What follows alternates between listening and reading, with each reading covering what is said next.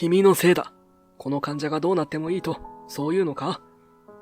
その怒声が、埃っぽい資料室の片隅にまで響いてきたとき、俺は古いカルテから顔を上げた。またかと思った。この白い巨塔では、日常茶飯事の力を持つ者による弱い者への容赦ない糾弾。だが、今日のそれはいつにも増して悪意に満ちているように感じられた。そっと廊下を覗くと、案の定だった。若い看護師が白衣を着た権力者らしき男の前に立たされ、蒼白な顔で震えている。彼女が担当していた患者が急変したらしい。男の冷酷な言葉が彼女の細い肩に容赦なくのしかかる。もう万事休すか。彼女の瞳から涙がこぼれ落ちるのを見たとき、俺の心の奥底で長い間錆びついていた何かがきしむ音を立てた。その時だった。先生、危険です。血圧がさらに低下。サチュレーションも下がっています。ICU の中から切羽詰まった声が飛び交い、緊迫したアラーム音が廊下にまで鳴り響いた。状況は一刻の猶予も許さないほど悪化しているのだ。誰か早くオペの準備をしろ。この患者に何かあればどうなるかは分かっているんだろうな。権力者の男が周囲の医師たちに怒鳴りつける。だが、誰もが進んでその重責を担おうとはしない。互いに顔を見合わせ、無言のまま責任を押し付け合っている。その醜い保身の姿に、俺は吐き気を覚えた。このままでは、救えるはずの命も見殺しにされる。そして、あの若い看護師の未来も理不尽に奪われてしまうだろう。気づけば、俺は静かに一歩踏み出していた。そして、誰もが言葉を失う中、はっきりと告げた。そのオペ、俺がやります。一瞬の静寂の後、権力者の男が歪んだ笑みを浮かべた。お前が、資料室の埃にまみれたお前に、一体何ができるというんだ？周囲からも、嘲笑とも憐憫ともつかない視線が突き刺さる。だが、俺は動じなかった。この右手は、まだ覚えている。あの日の誓いも、この手で掴み取るべき未来も、そして、この俺が何者であるのかも。俺の物語は、まだ終わってなんかいない。俺の名前は、成美圭。大学病院の資料室で、埃まみれの書類の整理をしている。朝、いつものように、薄暗い資料室の扉を開けると、昨日と変わらぬ光景が広がっていた。積み重なった古いカルテ、年季の入った医学書、使われなくなった論文の山、それらが俺の居場所だ。窓から差し込む朝日が舞い上がる埃を金色に照らす。その光の中で俺は無意識に右手を見つめていた。かつてこの手は多くの命を救った。だが今はただ埃を払うだけの手になっている。おはようございます、成美さん。今日も資料の整理ですか？受付の佐々木さんが朝のコーヒーを持って現れた。彼女は病院で数少ない、俺に普通に接してくれる人間だ。ああ、ありがとう。相変わらずだよ。俺は微笑んで返す。この仕事は誰の目にも窓際に見えるだろう。かつての心臓外科医が、今は誰も見向きもしない古い資料の整理係。だが、これにも意味がある。意味があるはずだ。今日も雑用があれば言ってくださいね。佐々木さんはそう言って出て行った。彼女の背中を見送りながら、俺は深いため息をついた。5年前、俺がメスを置いてから、世界はこんな風に変わってしまった。資料室の片隅に置かれた古い時計が静かに時を刻む。8時半。そろそろ病院全体が本格的に動き出す時間だ。俺は立ち上がり、背筋を伸ばした。今日の仕事は10年前の心臓手術の記録を整理すること。誰も見向きもしない仕事だが、俺にとっては大切な日課だった。過去の手術記録を読み解き、当時の判断や技術を再確認する。それは自分を責め続けるための自虐的な行為なのか、それとも何か別の目的があるのか、もはや自分でもわからなくなっていた。ねえ、聞いた？あの成美医師、今日も資料室でサボってるらしいよ。廊下から聞こえてくる看護師たちの声。彼女たちは俺が聞こえていることを知っていながらわざと声を大きくする。給料泥棒よね。あんな人がかつては医師だったなんて信じられない。もう誰も彼のことを医師だと思ってないわよ。そんな言葉も今では日常だ。俺はもう慣れた。むしろそう言われることで自分の居場所を確認できるような気さえする。すみません。声に振り向くと、初めて見る若い女性が立っていた。真新しい白衣に、まだシワの少ない看護師の制服。新人だろう。ここは資料室ですか？以前の患者さんのカルテを調べたいのですが。ああ、何年のカルテだい？ 5年前の。女性は一瞬ためらった後、続けた。心臓外科の高木先生が執刀された手術の記録です。その名を聞いた瞬間、俺の体は固まった。高木宗介。その名前は、俺の心の奥底に深く刻まれている。かつての先輩であり、今は外科部長。そして、俺をここまで追いやった男。大丈夫ですか？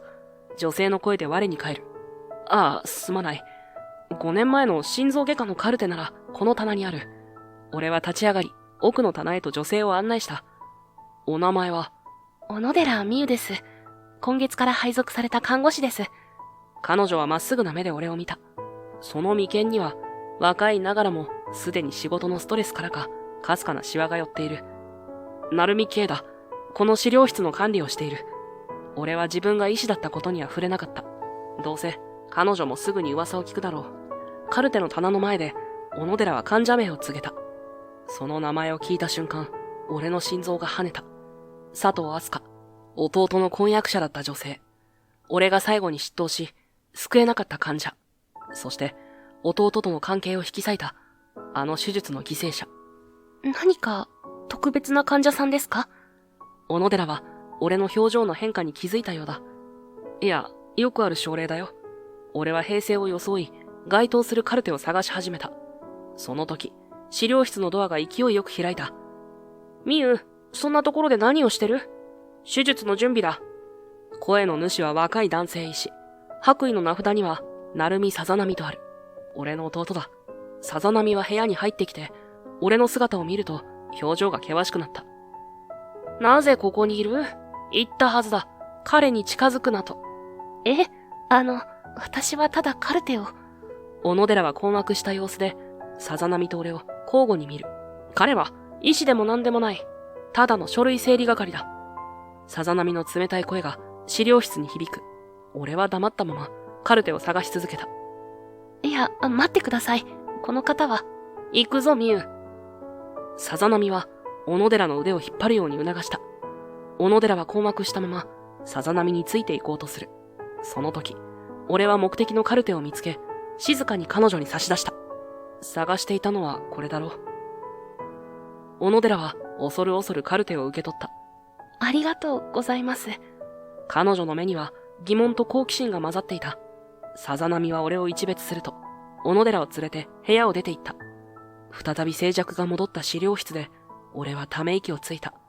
弟との冷たい関係も今では日常だ。俺は窓際に立ち、外を見た。白衣を着た医師たちが忙しそうに行き来している。かつての仲間たち。かつての俺の世界。そこには高木の姿もあった。彼は若い医師たちに囲まれ何かを説明している。その堂々とした姿はまるで何も悪いことをしていないかのようだ。俺は再び右手を見つめた。この手にはもう二度とメスを握る資格はない。そう自分に言い聞かせてきた。だが本当にそうなのか。古い医学書を手に取りページをめくる。俺がここにいる本当の理由はただの贖罪ではない。弟を守るため、いつか来るかもしれない。あの日の真実が明らかになる日のために。午後、小野寺が再び資料室を訪れた。すみません、さっきは。気にしないでくれ。俺は椅子から立ち上がった。さざなみと成海先生とは、ご兄弟なんですか？ああ、弟だ。でもどうして？彼女は言葉を選んでいるようだった。どうして兄弟なのにあんな態度なのかって？小野寺は申し訳なさそうにうなずいた。長い話だよ。俺は窓の外を見た。雲が流れ、日差しが変わる。時間は容赦なく過ぎていく。私実は、小野寺が何か言いかけたとき、病院内に緊急アラームが鳴り響いた。コードブルー、3階 ICU、コードブルー。小野寺の表情が変わる。失礼します。彼女は慌てて資料室を飛び出した。俺も立ち上がり、モニターを確認する。3階 ICU の患者は、さざなみが担当している重症の心臓病患者だ。俺は資料室のモニターから状況を見守った。そこには緊張感に包まれた ICU の様子が映っている。さざ波を含む医師たちが患者の周りに集まり、必死の処置を行っている。不整脈が、このままじゃ。さざ波の焦った声が聞こえる。俺は患者のモニターを見て、瞬時に状況を把握した。これは特殊なケースだ。通常の処置では対応できない。俺は思わずつぶやいた。房室結節を。その時、小野寺が俺の声を聞いたのか、カメラの方を見た。彼女は何かを考えているようだった。次の瞬間、彼女はさざ波に何かを告げた。さざ波は一瞬驚いたように見えたが、すぐにその指示に従った。数分後、患者の状態は安定した。俺はモニターをオフにし、椅子に深く座った。この病院では、俺はもう医師ではない。ただの影だ。そして、それでいいのだ。夕方、小野寺が再び治療室を訪れた。さっきは、何かな？あの患者さん助かりました。私、成美さんが言った通りに伝えたんです。でも、どうしてあんなことが。俺は微笑んだ。気のせいだよ。君が正しい判断をしただけだ。でも、君は優秀な看護師になれる。俺はそう言って作業に戻った。小野寺は何か言いたげだったが、結局は黙って治療室を後にした。夜遅く、病院が静まり返った頃、俺はある特定のカルテを取り出していた。さざ波が明日執刀予定の患者のカルテだ。俺は細心の注意を払ってカルテを読み、潜在的なリスクを洗い出していく。そして、小さなメモに手術時の注意点を記した。署名はない。このメモは、明日になればさざ波のデスクに置かれているだろう。弟は誰からのメモなのか気にしないだろうが、その警告には従うはずだ。彼は優秀な医師だから。これが俺のできる唯一のこと。影からの見守り。弟への償い。右手がわずかに震える。この手がもう一度メスを握ることはないだろう。だが、この手にはまだ弟を守る力が残されている。治療室の窓から見える夜空には星が輝いていた。明日もまた、新しい一日が始まる。そして、小野寺美優という看護師との出会いが、俺の凍りついた世界に小さな亀裂を入れ始めていた。次の日、俺は早朝から資料室にいた。昨夜作成したメモが、さざ波の手元に届いているか気になったからだ。窓の外を見ると、まだ暗い。病院が本格的に動き出すのはこれからだ。俺は昨日整理しきれなかった資料に手を伸ばした。古い論文の山が、今日も俺を待っている。そんな時、資料室のドアが開いた。失礼します。成美さんいらっしゃいますか？小野寺だった。昨日の彼女より、さらに疲れた表情をしている。おはよう。こんな早くからどうしたんだ？昨日の患者さんのことでちょっと調べ物があって。小野寺は遠慮がちに部屋に入ってきた。その手には分厚いファイルと医学書らしきものが何冊か抱えられている。調べ物なら手伝おうか。俺は思わず口にした。彼女は一瞬驚いたように見えたが、すぐに微笑んだ。ありがとうございます。実は、今度担当する患者さんの症例が難しくて、先輩看護師に聞いても自分で調べなさいって言われて。彼女は机に書類を広げ始めた。心臓弁膜症の複雑なケースだ。さざ波が担当医になっている。これは、確かに難しいケースだな。俺は医学書に目を通しながら言った。どんなところがわからないんだ？この患者さん、僧帽弁閉鎖不全症と、大動脈弁狭窄症を合併していて、しかも、心房細動があるんです。術後管理で気をつけるべきポイントが多すぎて。彼女は真剣な表情で書類を指さしながら続けた。特に、術後の抗凝固療法のバランスが難しいと思うんです。出血リスクと血栓リスクの兼ね合いで、でも参考になる症例がなくて。俺は無意識に右手で書類をめくりながら考えていた。これは確かに難しい症例だ。さざ波は大丈夫だろうか。実は似たような症例ならここにあるかもしれない。俺は立ち上がり、奥の棚から古い医学雑誌を取り出した。7年前の症例報告だ。ここに書かれている方法は、今では少し古いかもしれないが、基本的な考え方は参考になるはずだ。小野寺は目を輝かせて雑誌を受け取った。すごい！こんな古い症例まで覚えているんですか？いや、ただの偶然だよ。俺は平静を装ったが、彼女の目は疑いの色を隠せていなかった。成美さんって、本当は医師だったんですよね。その質問は避けられないものだった。俺は窓の外を見た。朝日が昇り始めている。ああ、昔はな。どうして今は？長い話だよ。俺は笑みを浮かべた。昨日、同じ言葉で、彼女の質問を交わしたことを思い出す。今日は時間があります。聞かせてください。彼女の目は真剣だった。本当に知りたいのか？この病院では、俺と話しているところを見られると良くないぞ。特にさざ波には。わかっています。でも、彼女は一瞬ためらい、それから決意を固めたように言った。私、実は5年前のことを知っています。佐藤明日香さんの手術のことを。俺の体が硬直するのを感じた。あなたが執刀医で、患者さんを失ったこと、その後医師を辞めたこと、でもなぜか腑に落ちなくて。小野寺の声は静かだったが、その言葉は俺の胸に突き刺さった。何が腑に落ちないんだ？あなたのような医師が一度の失敗でメスを置くのは、それに昨日の ICU での出来事を見て、ますます不思議に思って。彼女は俺の目をまっすぐ見つめた。その目には非難ではなく、純粋な疑問が浮かんでいた。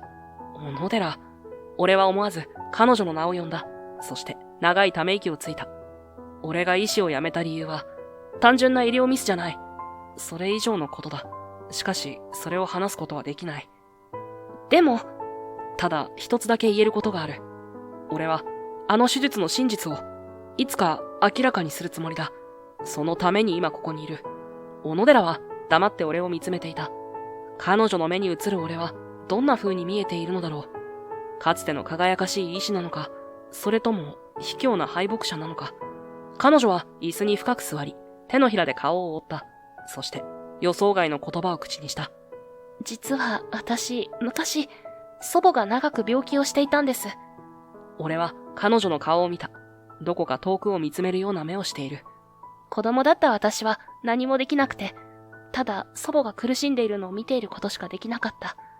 お医者さんや看護師さんが何か説明してくれても、難しくてよくわからなくて、ただ不安で。彼女の声が少し震えた。そんな時、一人の看護師さんがいたんです。その人は、忙しい中でも祖母の手を握って、優しく声をかけてくれて、私にも、子供の私にもわかるように、一生懸命祖母の状態や、これからのことを説明してくれたんです。その人の言葉で、張り詰めていた気持ちが少しだけ和らいだのを覚えています。彼女はそこで一度言葉を切り、俺の目を見た。その時思ったんです。私もあんな風に、誰かの不安を少しでも軽くできる人になりたいって。何もできずにただ怯えていた自分じゃなくて、誰かの支えになれる人間になりたいって。それが、私が看護師になった一番の理由なんです。でも現実は、理想とは程遠くて、自分の無力さを感じるばかりで。彼女の声が途切れた。俺は迷った末、彼女の肩に手を置いた。小野寺、君はいい看護師になる。それだけは確かだ。でも、私はまだ何もできていなくて、患者さんが何か訴えてもどう対応していいかわからなくて、先輩看護師に頼ると甘えるなって言われて。彼女の声には深い挫折感が滲んでいた。誰にでも最初はある。俺だって研修医の頃は、俺は少し笑って昔の話を始めた。最初の手術で緊張して針を落としたこと。夜勤で寝落ちして先輩に叱られたこと。そんな話をしているうちに、彼女の表情が少しずつ明るくなっていくのを感じた。なるみさんも、そんな時期があったんですね。ああ、誰でも最初は未熟だ。でも君のようにこうして勉強している姿勢が大切なんだ。彼女は微笑んだ。その笑顔に俺は少し心を奪われた。ありがとうございます。さざ波先生はいつももっとしっかりしろって言うばかりで。弟のさざ波は同じ名字の俺と区別がつくように、病院ではさざ波先生と下の名前で呼ばれるのが通例だ。患者さんや新しいスタッフが混乱しないようにという院内の配慮らしいが、俺が第一線を退いた今となっては、その呼び方がかえって互いの立場を明確にしているようで、ある意味では好都合だった。弟が俺の影ではなく、一人の医師として見られている証でもあるからな。俺は思わず苦笑した。あいつはいつもそうだ。でも実は気にかけているんだよ。え？さざ波は気になる相手ほど厳しく接するんだ。子供の頃からそうだった。小野寺の方が少し赤くなった。そんなことないと思います。私なんて新人看護師ですし。いや、昨日の様子を見ていると明らかだったよ。さざ波は君に気があるんだ。彼女は困ったように手を振った。そんな、それよりさっきの症例の話に戻りましょう。話題を変えたい様子だったが、彼女の反応に少し引っかかるものを感じた。彼女は再び医学書に目を向けた。この患者さん、術後の管理が難しそうで、私ちゃんとできるか不安で。どんなところが不安なんだ？術後の急変時の対応とか、さざ波先生に判断が遅いって言われるのが怖くて。俺は考え込んだ。さざ波の性格からすると、確かにそういう厳しい言い方をするだろう。じゃあ少し練習してみるか。練習？ああ、急変時のシナリオを想定してどう対応するか。俺が患者役になるよ。そう言って、俺は資料室の古い長椅子に横たわり、患者役になった。小野寺は少し緊張した面持ちで近づいてきた。じゃあ患者さんは突然、胸痛を訴えて意識レベルが低下したという設定で。了解。さあ、どうぞ。彼女は深呼吸を一つして、俺の首筋にそっと指を伸ばし、頸動脈の脈を確認しようとする。その指先がわずかに震えているのが伝わってきた。脈触れます。早くて弱いです。よし、次はどうする？俺が穏やかに促すと、彼女は少し戸惑いながらも、聴診器を手に取った。胸の音を失礼します。白衣の上からだが、聴診器を当てる。彼女の真剣な眼差しが間近にある。普段は気づかなかった。彼女の長いまつげが揺れていた。呼吸音左右差なし。でも浅くて早いです。顔色も悪い。チアノーゼが。俺がわざと苦しそうな表情を作ると、彼女は一瞬本気で心配したような顔を見せた。なるみさん、じゃなくて患者さん大丈夫ですか？その慌てぶりに思わず笑みがこぼれる。はは、大丈夫だ。あくまでシミュレーションだから。でもその焦りはいい兆候だ。患者を思う気持ちが伝わってくる。俺の言葉に彼女はハッとしたように顔をあからめた。すみません。つい。いや、それでいい。続けて。促されて、彼女は気を取り直したようにテキパキと動き始める。応援を呼びます。それから、ルート確保と酸素投与の準備を。指示を出す声に少しずつ自信がみなぎってくるのが分かった。俺が意識レベルさらに低下、呼びかけに反応なし、と状況を加えると、彼女は一瞬息を飲んだが、すぐに俺の胸に手を置き、心臓マッサージの体勢に入ろうとした。待った。その前に確認することは？呼吸の確認です。彼女は俺の口元に耳を寄せ、呼吸を確認する。その時、彼女の髪がふわりと俺の方をかすめた。甘いシャンプーの香りが鼻をくすぐる。呼吸停止しています。よし、じゃあどうする？直ちに胸骨圧迫を開始します。彼女はそう言うと、俺の胸に手を重ねた。その小さな手で、懸命に圧迫を始める。1、2、3。カウントする声は真剣そのものだ。額にはうっすらと汗が滲んでいる。数回圧迫したところで、彼女が少し体勢を変えようとした瞬間、バランスを崩したのか、ぐらりと俺の方へ傾いた。彼女の顔が予期せず近づき、柔らかい何かが俺の腕に触れた。とっさのことで、俺も少し驚く。おい、どうした？そんなんじゃ圧迫が途切れるぞ。ダメじゃないか。俺はわけがわからず、少しぶっきらぼうな声で言った。すみません。小野寺は顔を真っ赤にして、飛び起きるように体勢を立て直し、慌てて胸骨圧迫を再開した。その手は、先ほどよりも震えているように見えた。俺は内心、今の彼女の反応に少し戸惑いつつも、気づかないふりをして続けた。そうだ、その調子だ。しっかり体重を乗せて。しばらく続けて、俺が、よしそこまで、と声をかけると、彼女ははーっと大きな息をついて、その場にへたり込みそうになった。お疲れ様。初めてにしては上出来だ。俺が起き上がってそう言うと、彼女は顔を上げて、少し潤んだ瞳で俺を見つめた。本当ですか？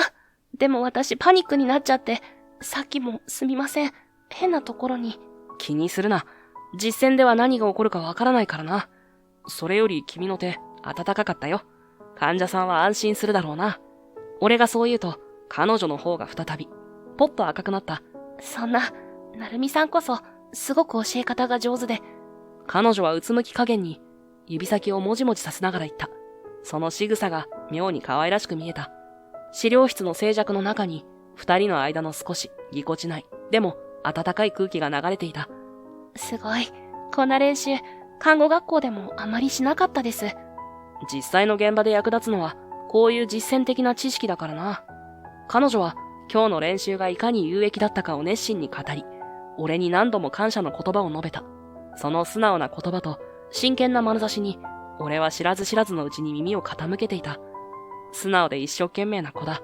さざ波がこの子を気にかけるのもわかる気がするな。俺は心の中でそう思った。そういえば、さざ波は時折、この看護師のことを話題にしていた。その時は気に留めていなかったが、こうして接してみると、彼女のひたむきさが伝わってくる。成美先生。一通り話し終えた後、小野寺は少し改まった口調で切り出した。もしご迷惑でなければ、また練習にお付き合いいただけないでしょうか。今日の練習、本当にためになったんです。期待に満ちた瞳で俺を見る彼女に、俺はうなずいた。あ、もちろんだ。いつでも歓迎するよ。ただ、俺は少し言葉を濁した。俺みたいな資料室の主とあまり一緒にいると、君の立場が悪くなるかもしれない。あらぬ噂を立てられても困るだろう。俺の懸念を彼女はきっぱりと否定した。私は大丈夫です。そんなこと気になりません。その強い眼差しに少し驚かされる。そして彼女は少し照れたように付け加えた。それに、ちゃんとできるようにならないと、さざ波先生にもきっといろいろ言われてしまいますから。うつむき加減にそういう彼女の方がわずかに赤い。そうか。小野寺くんもさざ波のことが気になるのか。だからさざ波のやつもあんなに彼女を気にかけていたんだな。なるほど。それなら俺が少し背中を押してやるのもいいかもしれない。俺は心の中でそんなことを考えていた。弟の不器用な恋路を少し手助けしてやろうか、と。その時だった。ガチャリと資料室のドアが開く音がした。振り返ると、そこには高木部長が腕を組んで立っていた。おや、これは小野寺看護師じゃないか。こんなところで何をしている？高木の声は穏やかだったが、その目は鋭く俺を見ていた。高木先生。私は患者さんの症例について調べていて。それはご苦労様。だがこれからは私やさざ波医師に直接聞くといい。この資料係に聞いても最新の医学は理解していないだろうからね。高木の言葉には明らかな皮肉が込められていた。資料室の利用は自由です。俺は静かに言った。もちろん自由だとも。だが若い看護師が過去の過ちを背負った男から学ぶことなど何もないだろう。高木はにやりと笑った。それに、さざ波くんが君を探していたぞ。小野寺は慌てて立ち上がり、少し緊張した面持ちで答えた。はい、すぐに向かいます。小野寺は高木に一礼すると、俺に失礼しますと小さな声で言い、足早に資料室を出て行った。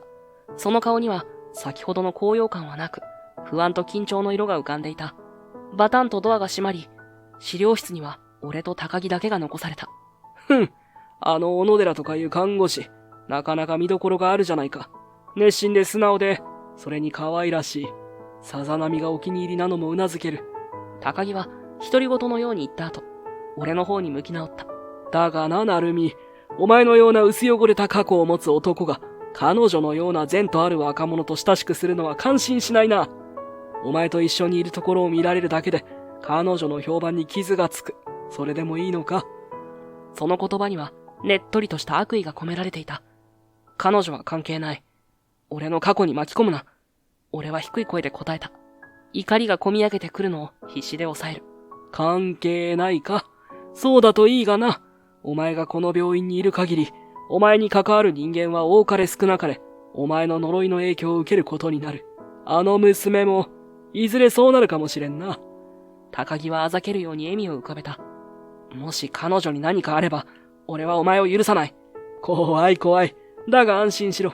俺はただ、お前がおとなしく資料室の埃に埋もれていてくれれば、それでいいんだ。下手に動き回って、俺の計画の邪魔をしないでくれればな。そう言うと、高木は満足したようにうなずき、資料室を出て行った。残された俺は、ギリッと奥歯を噛み締めた。高木の言葉が頭の中で反響する。このままでは、小野寺も標的にされるかもしれない。彼女の純粋な好意や向上心が、俺のせいで踏みにじられることだけは、避けなければならない。夕暮れの光が、資料室の窓から斜めに差し込み、床に長い影を落としていた。俺はいつものように、埃っぽい書家の間で、古いカルテの整理を続けていた。高木の言葉が重く心にのしかかっていた。小野寺のような若い看護師を俺の過去に巻き込んではいけない。その思いが俺の胸を締め付ける。カチャリと控えめな音を立てて資料室のドアが開いた。そこに立っていたのはやはり小野寺だった。今日の彼女は朝見た時よりもずっと疲れた顔をしていた。肩は落ち、白衣には目立たないがインクのシミのようなものがついていて、いつもは綺麗にまとめられている紙も数本遅れ毛が頬にかかっている。大きな手術が終わった後の独特の緊張感と解放感、そして何よりも深い疲労がその全身から滲み出ていた。お疲れ様。俺は平静を装って声をかけた。あ、成美さん、お疲れ様です。彼女は力なく微笑み、ふらつくような足取りで部屋に入ってきた。手には朝と同じように数冊のファイルと医学書を抱えているが、今はそれが随分と重そうに見える。今日のオペどうだったんだ？俺の問いに彼女は一度大きく息を吐き出し、それからゆっくりと口を開いた。終わりました。なんとか無事に。でも本当に大変でした。その声はかすれていて、言葉の端々に疲労の色が濃く出ていた。彼女は近くの椅子にまるで崩れ落ちるように腰を下ろした。患者さんは？術後の状態は？今のところは安定しています。さざ波先生もずっとつきっきりで。彼女は少しうつむきながら報告した。その横顔には安堵と同時にまだ拭いきれない緊張感が漂っている。そうか、それはよかった。俺の言葉に彼女はふっと顔を上げた。その瞳にはかすかな光が宿っているように見えた。成美さん、今日の術中、一度だけ危ない場面があったんです。でも、成美さんが前に教えてくださった、古い論文の症例と似たような状況で、それで、さざ波先生に恐る恐るその可能性を伝えたら、さざ波が何か言っていたか？最初は余計なことを言うなって感じで睨まれたんですけど、でも少し考えて、すぐにその可能性を考慮して対処してくださったんです。それで、危機を脱することができて、あの時、成美さんに教わっていなかったら、私、何も言えなかったと思います。彼女の声には、わずかな興奮と感謝の色が混じっていた。その言葉は、俺の心の奥底に小さな温かい火を灯すようだった。だが、俺はすぐに高木の冷たい視線を思い出し、その火を自ら消し去った。そうか。だがそれは君自身の判断だ。俺は何もしていない。俺は努めて、そっけなく言った。彼女が怪訝な顔で俺を見る。でも、小野寺くん。俺は彼女の言葉を遮り立ち上がった。そして彼女の前に立ち、はっきりとした口調で告げた。もうここへは来ない方がいい。彼女の目が戸惑いに揺れた。どういうことですか？君のような善とある看護師が俺のような人間と関わるべきじゃない。時間の無駄だ。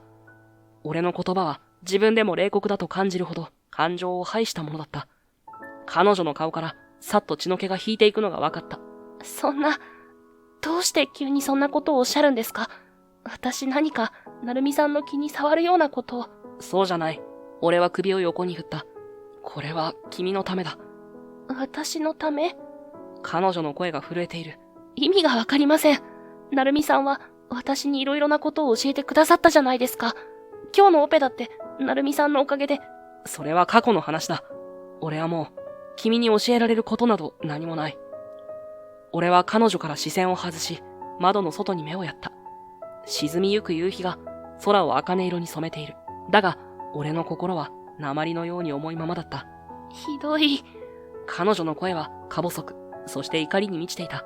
成美さん、あなただって本当は誰かに分かってほしいんじゃないですか？本当はもっと誰かと話したいんじゃないですか？俺は黙ったままだった。彼女の言葉は的を射ていた。だが、それを認めるわけにはいかない。なのに、彼女の声が大きくなる。なのにそうやって、いつも人を突き放して、いつも壁を作って、だから病院のみんなに陰でなんて言われてるか知ってますか？給料泥棒とか、昔の栄光にすがってるだけの使えない偏屈な人って。彼女の目には、大粒の涙が浮かんでいた。その涙が俺の心をえぐる。それでも、俺は動かなかった。動けなかった。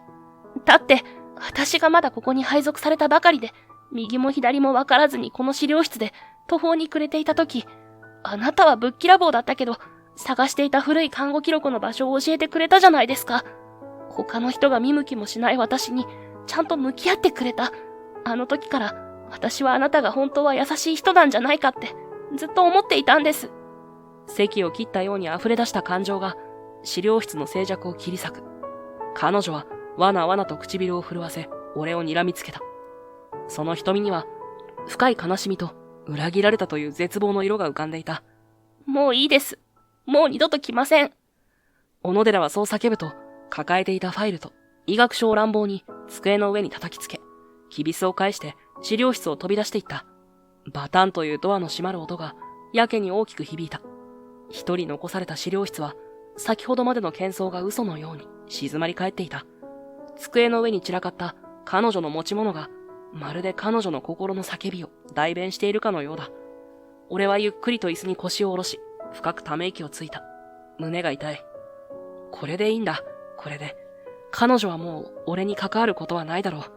そう自分に言い聞かせながらも、心の奥底では別の感情が渦巻いていた。彼女を傷つけてしまったことへの罪悪感、そして彼女が俺に向けてくれた純粋な信頼と芽生えかけていた淡い行為を自ら手放してしまったことへの後悔。窓の外はいつの間にか濃い藍色に包まれていた。街の明かりがちらほらとつき始めている。俺はただその光景をぼんやりと眺めていた。高木の歪んだ笑みが暗闇の中に浮かび上がってくるようだった。俺は一体何を守ろうとしているんだ。答えの出ない問いが重く俺の心にのしかかっていた。右手を見つめる。かつてメスを握り、多くの命と向き合ってきたこの手は、今、大切なものを遠ざけるためだけに使われた。その事実に言いようのない虚しさがこみ上げてくるのだった。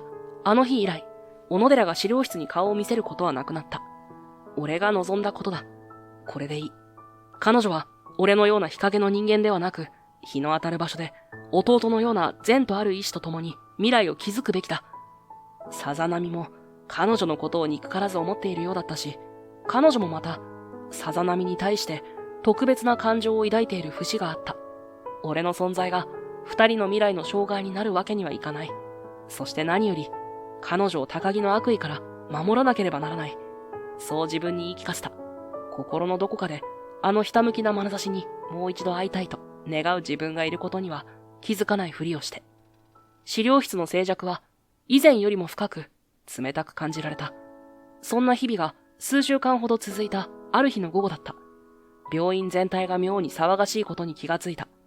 普段なら落ち着いている時間帯にもかかわらず、廊下を慌ただしく行き交う看護師たちの姿が目立ち、どこかピリピリとした空気が漂っている。俺は資料整理の手を止め、耳を澄ませた。小野寺さんが担当してたあのビップの、急変したらしいわよ、さっき。高木部長もカンカンで、断片的に聞こえてくる会話の中に、小野寺の名前が混じっている。胸がざわついた。嫌な予感が背筋を冷たく這い上がってくる。俺は椅子から立ち上がり、無意識のうちに資料室の扉に手をかけていた。様子を見に行くというよりも、いても立ってもいられなかった。足早に廊下を進むと、ICU の少し手前で人だかりができているのが見えた。その中心には、厳しい表情で何かをまくし立てている高木部長と、その前にうつむいて立つ小野寺の姿があった。さざ波も険しい顔で、その隣に立っているが、何か言いたげに口を開きかけては、高木の威圧的な視線に押し黙っている。一体どういうことだ、小野寺君。君の担当患者がなぜこんな危険な状態に陥ったのか、説明してもらおうか。高木の怒声が響き渡る。小野寺は青ざめた顔で、か細い声で何かを答えようとしているが、その声は震えていて聞き取れない。君の観察が不十分だったからじゃないのか？判断のミスがあったんじゃないのかね。これはただの急変じゃないぞ。一歩間違えれば病院の信用を根底から揺るがす医療過誤になりかねんのだぞ。高木の言葉はまるで鞭のように小野寺に打ちつけられる。彼女の肩が小さく震えているのが見えた。周りのスタッフたちも固唾を飲んで成り行きを見守っている。誰も彼女を助けようとはしない。いや、できないのだ。高木の権力の前では。待ってください、部長。さざ波が絞り出すような声で言った。彼女だけの責任だと決めつけるのは早計です。患者さんの状態はもともと不安定でしたし、私たちは最善を尽くして。最善を尽くした結果がこれかね、成美くん。高木はさざ波を睨みつけた。君は彼女の指導医でもあるだろう。それとも何か見落としがあったとでも言うのかね。私がそう判断したらそれは絶対なんだよ。この病院ではな。高木の言葉にさざ波はぐっと唇を噛みしめ、それ以上反論できずにうつむいた。彼の拳が固く握られている。その時だった。俺は人垣をかき分け、彼らの前に進み出ていた。高木部長、俺は努めて冷静な声で言った。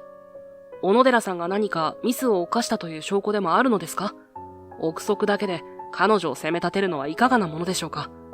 俺の突然の登場にその場の空気が凍りついた。高木は一瞬驚いたような顔をしたが、すぐにあざけるような笑みを浮かべた。これは、成美圭君じゃないか。まだこの病院にいたのかね。資料室の誇りに飽き足らず、今度は ICU のトラブルに首を突っ込むとは、随分と物好きなことだ。私は事実を申し上げているだけです。彼女が一方的に責められる言われはないはずです。高木の眉がピクリと動いた。その目が冷たい光を帯びて俺を射抜く。成美圭、お前はもうただの資料係だということを忘れたのかね。それとも、よほどこの病院を追い出されたいと見える。この私に立てつくということは、そういうことだと理解しているのか？その言葉には、俺の立場をいつでも奪えるという、あからさまな脅しが込められていた。だが、俺はひるまなかった。その時、ICU の中から若い医師が飛び出してきた。部長、患者さんの血圧がさらに低下しています。このままでは。緊迫した報告に、高木の顔色が変わる。くそ、こうなったら緊急オペしかないだろう。しかし、この状態でオペが可能なんでしょうか？リスクが高すぎます。別の医師が懸念を示す。他に手があるのか？誰が出頭するんだ？高木が周囲を見回すが、誰もが顔を伏せる。この状況で、しかも、VIP 患者の責任を負わされる手術など、誰もやりたがらないのは明らかだった。私には無理だ。高木は顔を歪め、後ずさるように言った。今日の私はもう、手術の予定は入っていない。それにこの急変は私の責任ではないからな。その無責任な言葉に、俺は怒りを覚えた。医師としての矜持も何もないのか、この男は。小野寺が絶望に顔を曇らせ、次の言葉を探しているのがわかる。その時だった。今まで固く、唇を結んでいたさざ波が、毅然として一歩前に踏み出した。その瞳には、先ほどまでの迷いは微塵もなく、確固たる意志の光が宿っていた。俺が、やります。さざ波は、高木と、そして、ここにいる全員をまっすぐに見据えて、きっぱりと言い切った。その若い声には、困難に立ち向かう医師としての使命感と、小野寺を守ろうとする強い思いが込められているように、俺には聞こえた。小野寺が息を飲み、わずかに希望を取り戻したような目で、さざ波を見つめる。待て、さざ波。俺は決意を固めた弟の肩に、静かに手を置いた。このオペは、俺がやる。その場にいた全員が息を飲んだ。高木さえも、あっけに取られたような顔で俺を見ている。兄さん、何を言って。お前には助手についてもらう。それでいいな。俺は、さざ波の目をまっすぐ見ていった。5年間、メスを握っていなかったこの手が、わずかに震えているのを感じる。だが、恐怖はなかった。むしろ、心の奥底から、静かな闘志が湧き上がってくるのを感じていた。小野寺を守る。そして、弟も。バカなことを言うな。お前のような過去の人間が、今更何ができる。高木が叫んだ。俺は高木を無視し、小野寺に向き直った。小野寺くん、君もオペ室に入ってくれ。君の的確な観察眼が必要になるかもしれない。はい。彼女は涙を拭い、力強くうなずいた。俺は白衣を翻し、手術室へと向かった。さざ波と小野寺が俺の後に続く。手術室の冷たい空気が肌を刺す。ライトが無機質に手術台を照らし出していた。準備は迅速に進められた。俺は手洗いを入念に行いながら精神を集中させていく。ブランクはある。だが、この体が、この手が、すべてを覚えている。始めるぞ。俺の言葉を合図に手術が開始された。開胸すると予想以上に厳しい状況が目に飛び込んできた。出血がひどく、バイタルも不安定だ。さざ波が的確に俺の指示に従い、器具を渡す。小野寺も汗を拭い、必要な情報を的確に伝えてくれる。この感覚だ。メスを握る指先に、かつての鋭敏な感覚が蘇ってくる。視野が広がり、思考がクリアになる。患者の体内で何が起きているのか、手に取るように分かった。そして、俺はそれを見つけた。出血源の近く、癒着した組織の影にそれはあった。ガーゼだ。数センチ四方の青いラインが入った医療用のガーゼ。明らかに以前の手術で取り残されたものだ。この患者の執刀医は高木だったはずだ。これか。俺は冷静につぶやき、慎重にガーゼを剥離し、取り出した。さざ波が息を飲むのが分かった。兄さん、これは。今は手術に集中しろ。俺は淡々と告げ、出血部位の止血と損傷した組織の修復を続けた。高木のミスは明白だった。だが、今は目の前の命を救うことだけが重要だ。長い時間が経過したように感じた。だが、実際にはそれほどではなかったのかもしれない。俺たちは無我夢中で手を動かし続けた。そして、ついに最後の縫合を終えたとき、モニターのバイタルサインは安定を示していた。終わった。俺は深く息を吐き出し、額の汗を拭った。全身の力が抜けそうになるのを気力で支える。患者は危機を脱した。手術室を出ると高木が待ち構えていた。その顔には焦りの色が浮かんでいる。どうなんだ、患者は。一命は取り留めました。ですが、俺は高木をまっすぐに見据えた。部長、これはどういうことです？オペ中にこれが見つかりました。俺は血の滲んだガーゼを高木の目の前に突きつけた。高木の顔がさっと青ざめた。何を言っているんだね。それは何かの間違いだろう。間違いなどではありません。これは明らかに以前の手術で取り残されたものです。この患者さんの前回の手術を執刀したのはあなたですよね。そんなもの、私が入れるわけがないだろう。お前が今回の手術中に何かミスをしたんじゃないのか。高木は声を荒げた。兄の言う通りです、部長。そこで、今まで黙っていたさざ波が口を開いた。私もこの目ではっきりと見ました。あれは以前のオペによる遺産物です。間違いありません。さざ波くん、君までそんなことを言うのかね。高木は弟に視線を移し、今度は懐柔するような口調に変わった。君には期待しているんだよ。私が次期院長になれば、外科部長のポストは君のものだと考えていたんだが、残念だよ。その言葉を聞いた瞬間、俺の中で何かが切れた。あなたは、俺の声は自分でも驚くほど低く、怒りに満ちていた。私だけでなく、私の弟まで、自分の保身のために利用しようというのですか？俺は一歩前に出た。高木部長、あなたが5年前に私にしたこと、私は決して忘れてはいません。あの時、あなたは私に全ての責任をかぶせ、私からメスを奪った。だが、もう、あなたの思い通りにはさせない。俺は、冷徹な目で高木を見据えた。あなたが私を追いやったあの資料室。埃まみれの過去の記録の山は、あなたにとっては、ただのゴミだったかもしれませんね。私を厄介払いしたつもりだったのでしょう。ですが、私にとっては、あなたの数々の輝かしい功績の裏側を丹念に照らし出し、その腐敗の根源を突き止めるための、まさに宝の山でしたよ。あなたの不正のすべてを、私はこの5年間、徹底的に調べ上げました。何をバカなことを。高木の声が震える。顔からは血の気が失せ、その傲慢な表情は焦りと恐怖に歪んでいた。バカなことですって。俺は静かに続けた。例えば、あなたが執刀したにもかかわらず、記録上は別の若手医師が執刀したことになっている、あの不自然な手術の数々。統計的に見ても、異常なほど、特定の高価な薬剤や、医療機器が使われていた時期と、あなたの関連企業への不透明な資金の流れ、そして何より、5年前に、私に全ての責任を押し付けたあの手術。あなたは当時、別の重大なミスを犯し、それを隠蔽するために私をスケープゴートにした。その証拠も見つけましたよ。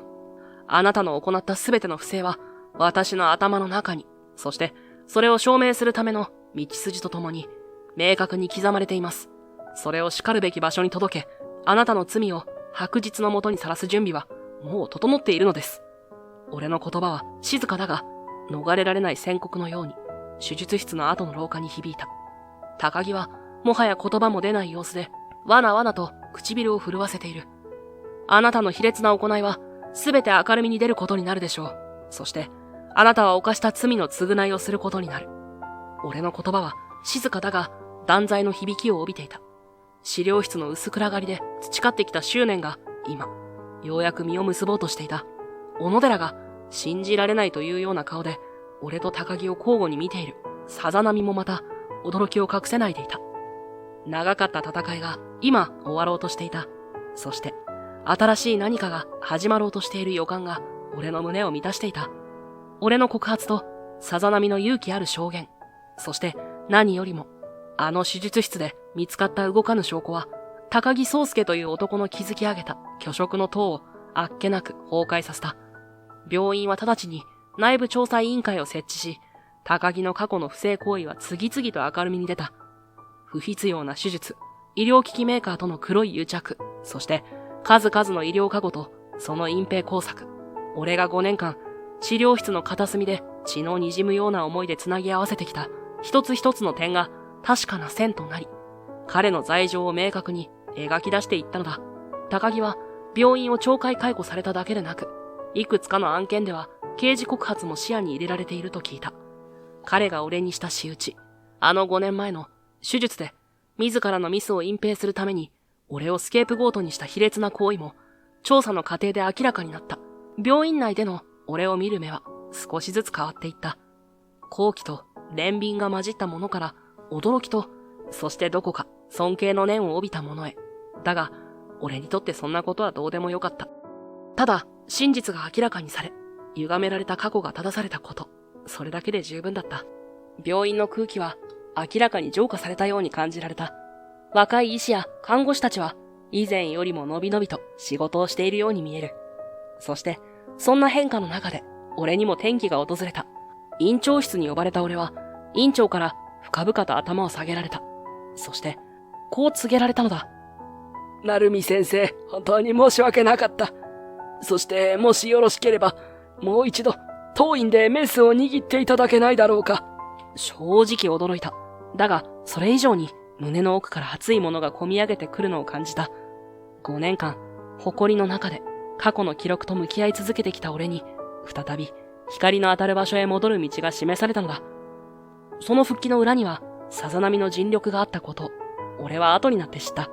あいつは高木の失脚後、院長や他の上層部の医師たちに何度も頭を下げ、俺の医師としての技量と資料室で俺が何をしていたのかを熱心に解いて回ってくれたらしい。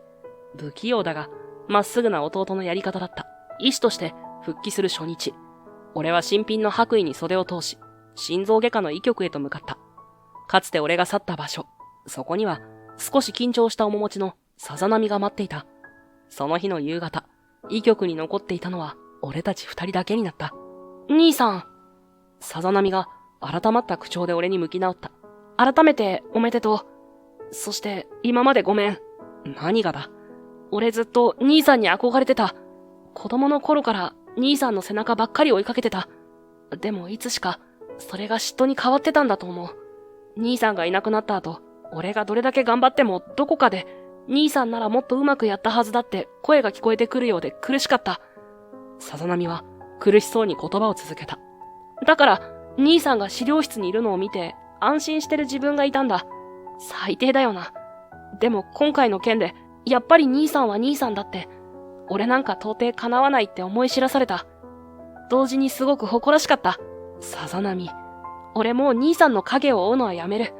俺は俺なりに自分の信じる医療をやっていくよ。だからこれからも一人の医師として、そして弟としてよろしくお願いします。そう言ってさざ波は深々と頭を下げた。俺はそんな弟の肩を強く叩いた。当たり前だ。お前はもう立派な俺の同僚だよ。そして自慢の弟だ。言葉少なだったが、俺たちの間には確かに温かいものが通い合っていた。長年のわだかまりが雪解け水のように静かに消えていくのを感じた。それから数日後、俺は正式に資料室の任を解かれ、心臓外科医としての日常に戻っていた。資料室の引き継ぎも終わり、私物をまとめた段ボール箱を運び出す。最後の日、なんとなく名残惜しくて、誰もいない薄暗い部屋に一人残っていると、静かにドアが開いた。やっぱり、ここにいらっしゃったんですね。小野寺だった。彼女は、あの緊迫した手術の日以来、どこか俺を避けているように感じていた。だが今、その表情は穏やかで、優しい光をたたえた瞳で俺を見つめていた。ああ、少し、思い出に浸ってた。この間は、本当にありがとうございました。なるみさんがいらっしゃらなかったら私。いや、俺は彼女の言葉を遮った。あれは、さざ波の功績だ。あいつが最後まで諦めなかったから、患者さんも君も救われた。俺がそう言うと、彼女はふわりと微笑んだ。なるみ先生はいつもそうおっしゃいますね。事実だ。私知っていますよ。彼女は静かに言った。なるみ先生が資料室にいらした時からずっと、陰ながらさざ波先生のことを助け、導いていらっしゃったこと。それに、私たち後輩のこともいつも気にかけてくださっていたこと。その言葉に、俺は少し驚いた。俺のささやかな行動を彼女は見ていてくれたというのか。今回の急変の時も、以前 ICU で患者さんが危なかった時も、いつも的確なアドバイスをくださったのは、なるみ先生でした。さざ波先生がそれを実行できたのも、なるみ先生の言葉があったからだと、私は思っています。彼女のまっすぐな言葉が、俺の心にじんわりと染み込んでいく。彼女は少し頬をあからめ、もじもじと続けた。私あれから自分なりに勉強して、少しは手際が良くなったつもりなんです。だから、もしご迷惑でなければ、最後にもう一度だけご指導いただけないでしょうか。それは、かつてこの資料室で交わした会話をなぞるような、彼女らしい冗談めかした誘いだった。俺は思わず笑みをこぼし、そしてうなずいた。ああ、いいだろう。じゃあ、患者役は俺だな。俺は近くにあった古い長椅子にゆっくりと横たわった。あの時と同じように。小野寺は深呼吸を一つすると、看護師の顔つきになった。以前よりもずっと落ち着いていて、動きにも無駄がない。聴診器を俺の胸に当てる彼女の手つきは、格段にスムーズになっていた。胸の音、クリアです。呼吸状態も安定していますね。彼女は淡々と状況を観察し、俺に報告する。その声は自信に満ちていて、頼もしささえ感じられた。よし、いいんじゃないか。見違えたな。俺がそう言うと、彼女は一瞬、プロの顔を崩してはにかんだ。でも、もしこの患者さんが突然、意識レベルが低下したら、彼女が次の指示を仰ごうとした。その時だった。聴診器を当てたまま、俺の顔をじっと見つめていた彼女の瞳が、ふっと潤んだ。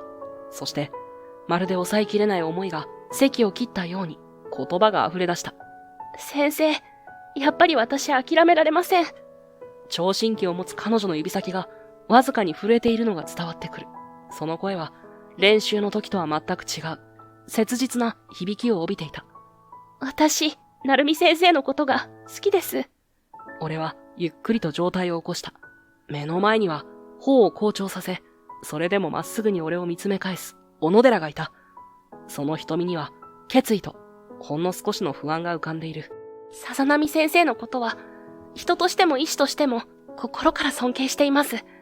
でも私が本当に心惹かれたのは、どんな時も冷静で優しくて、そして誰よりも強い信念を持っていらっしゃるあなたです。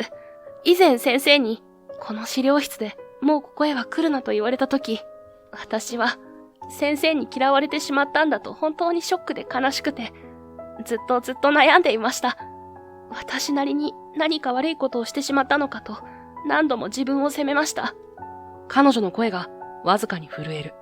俺の心も彼女のその言葉に締め付けられるようだった。